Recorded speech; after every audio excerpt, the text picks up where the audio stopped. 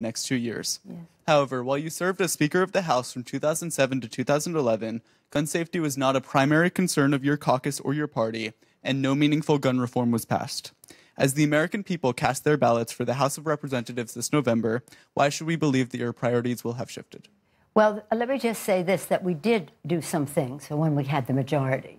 And this whole NICS program, do you know what that is? That's how after Virginia Tech, that was like the big event at that time. What was suggested that we would have this program, this NICS program, the national, how the localities give the information so that there is a database where people can check in to see if somebody should or should not have a gun. We did that. We strengthened it. We gave it more money, and we recently gave it more money as well. The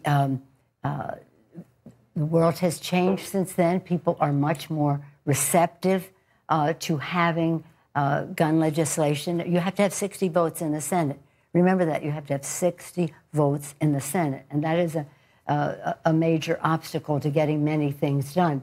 So unless you think you're going to have 60 votes in the Senate, it's hard to pass legislation. But what was looked for then is what we did, which was having the information of who had a gun or who shouldn't have a gun, and that is, the NICS is a very important part of what we have now, but it certainly is not enough. We only had a time when we had 2 years with President Obama, and it was a priority, but we didn't win the election, and so we didn't get something else passed. But that's, we should have, we can now.